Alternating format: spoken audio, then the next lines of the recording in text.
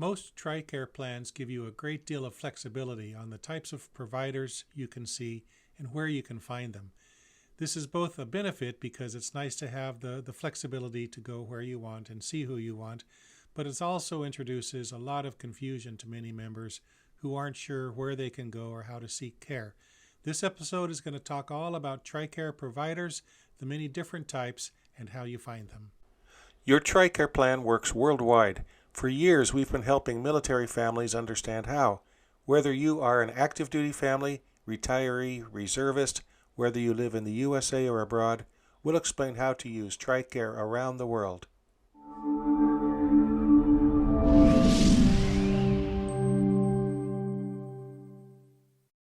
The first thing I want to open with on this episode is to talk about TRICARE Prime. Most of what I'm going to discuss today does not include TRICARE Prime, and the reason for that is with TRICARE Prime is called a directed care, which means you are under the care of a specific provider, and generally speaking, they will choose the providers for you. So under TRICARE Prime and Prime Remote and TRICARE Young Adult with the Prime variant, you are assigned a PCM, a primary care manager.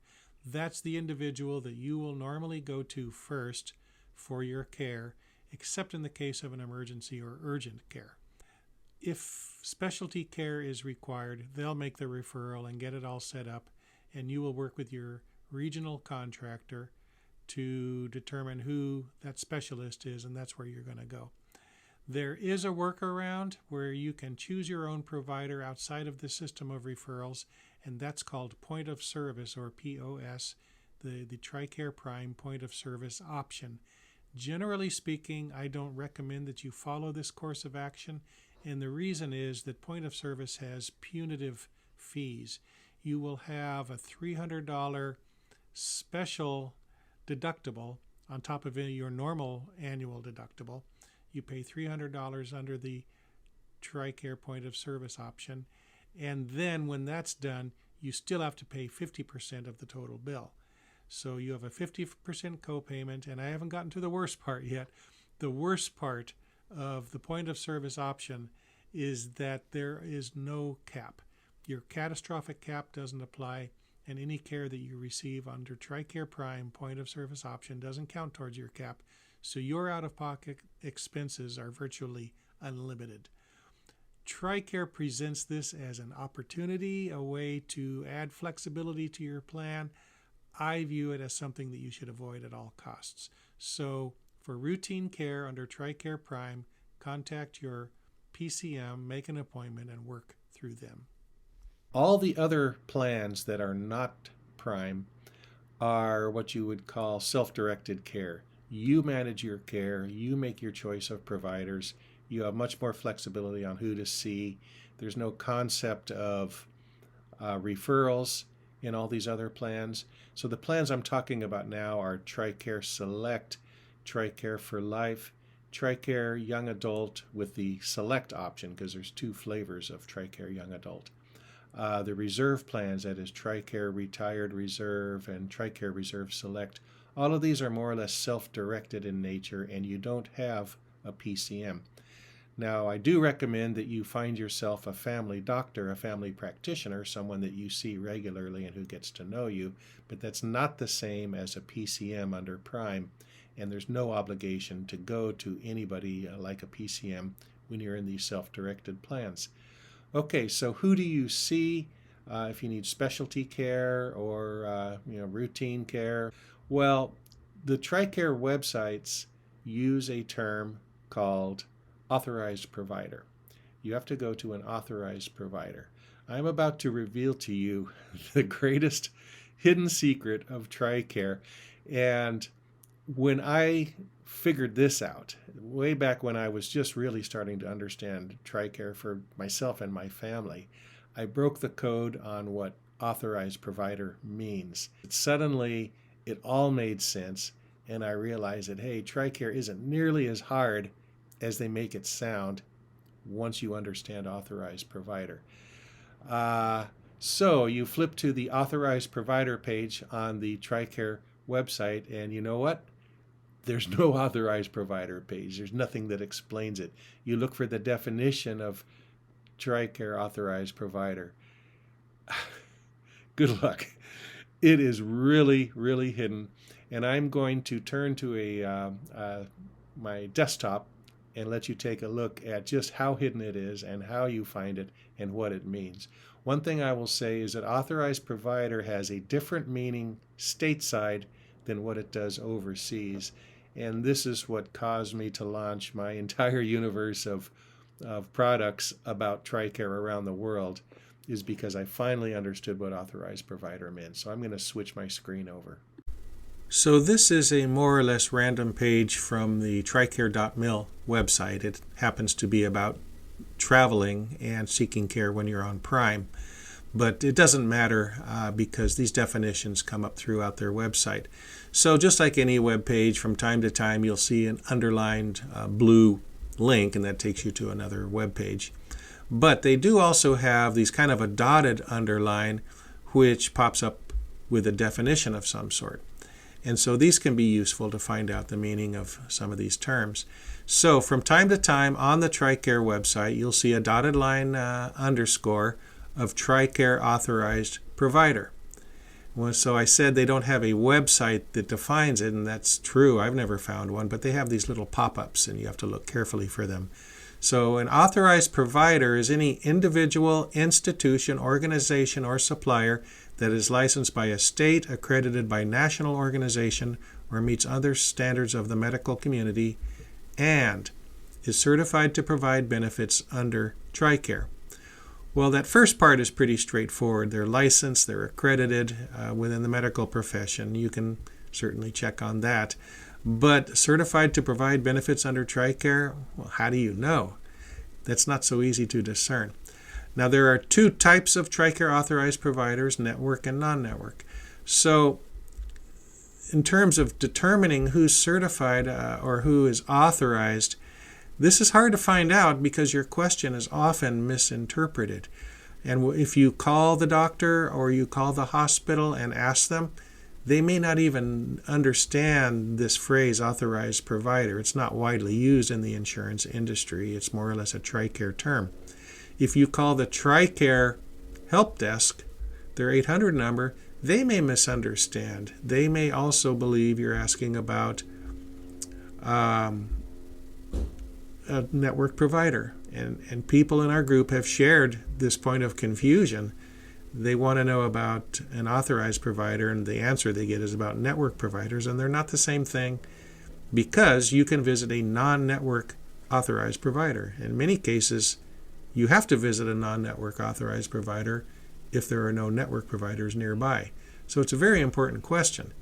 So what I will say is, within the states, probably 99% of licensed medical professionals are TRICARE authorized, but there's no list. The problem is getting at the 1% who is not authorized, and if you happen to stumble on one of them and you turn in a claim, then your claim would be disapproved because you were not at a TRICARE authorized provider. We'll talk more about this in the next chapter, or our next episode, when we talk about finding a provider. But a bit of care is needed in that area. So this is relating to stateside care. Let's look at overseas. This happens to be about traveling overseas. It applies equally well if you live overseas and you are not in Prime, you are in a self-directed plan. You can visit any overseas provider. It's quite clear and very plain about that. They don't have this thing about, being certified under TRICARE. So you can go to any provider you want that is medically licensed or nationally recognized. They offer this little tidbit. You can search online or call International SOS. In my more or less stubborn frame of mind, I would say, why? Why would I search online, or why would I call anybody? It says I can visit any overseas provider, and I'm perfectly capable in any city around the world to walk out on the street and find a doctor or find a hospital. I don't have to ask anybody. And so that's why, in my book and all of the things that we put out, I don't really talk about searching for providers overseas, because you can go to anyone you want. They have to be medically licensed or otherwise have a professional certification. So we'll talk more about this on the next episode about finding providers. But when I learned about this, you can visit any overseas provider, that was just like lifting a veil from my eyes. TRICARE made it sound so hard, like who can you see overseas? Who do you call? How do you search? The answer is you don't search, you don't call, you just go to the doctor. It's really that easy. And at that point, I said, I got to help get the word out on this because there are a whole lot of people that don't understand this and need to have this information. Okay, well, I'm going to wrap this up with a few random final thoughts on things that are important. One is regarding the Philippines. The Philippines, in everything about TRICARE, is a special case. They do have very strict and formalized rules for the doctors that you see, and most of what I've talked about already doesn't apply. So I have a full chapter in my book, TRICARE Around the World, that focuses only on the Philippines, and you really, really need to get that and study it if you're going to be in the Philippines. They have, instead of network and non-network providers, they have certified and preferred providers. You have to use them. There's no flexibility on that. And if you don't, your claims won't be honored. It's a big challenge for our friends in the Philippines. The other thing that I'll talk about is, let's see, you have the option of urgent care providers, and that is a benefit that I use all the time here in the States. My impression is that urgent care is almost a uniquely American invention, to go to an urgent care clinic. They're usually like in strip malls or somewhere like that. There are network and non-network urgent care clinics, and they're very handy, very convenient, and it is a benefit provided under TRICARE. Emergency care, even in the States, you can pretty much visit any emergency room, but we have found non-authorized emergency rooms. It's happened to a member in our group because there are something like 3 states of the union that have this weird thing, weird to me because I'm not used to it, an emergency room that is not affiliated or physically connected to a hospital. It's a standalone emergency room. And somebody found out through really bad experience that such an emergency room, a standalone, is not authorized. So I can't say definitively that all standalone emergency rooms are unauthorized, but I would try to avoid them if possible. It's always great to go to network if you can, because they will charge you only your copayment, whatever plan you're on, and they'll send the claim to TRICARE, and you don't have to do a claim. So they're very handy and convenient and less cash out of pocket. I will offer this one precaution. Network does not always mean network. And what I mean by that is that some are network for certain situations or for certain users, but not for everybody. I've seen this overseas a lot. It may also be true within the States. So they might be network for active duty only, for instance. There are certain locations of Thailand that I've seen that for active military, it's a network provider, but not for retirees, not even for family members. It might be network for inpatient care, but not for a walk-in or emergency and outpatient care. It might be network for Prime and not Select. So network is not always network, and you need to ask the right question and ask it 2 or 3 different ways and 2 or 3 different times until you're satisfied with the answers that you're getting. If you see a non-network provider thinking that they are network, that's okay. You turn in a claim and you'll be partially reimbursed in accordance with your plan. But if your whole point is to avoid a claim in the first place, then non-network is not going to meet that particular need. So this is it with all the different types of providers, and we'll have other episodes that drill down more, finding providers, mental health care, other things that touch on this. And please stay with us and look at our future episodes. Thank you for staying with us today.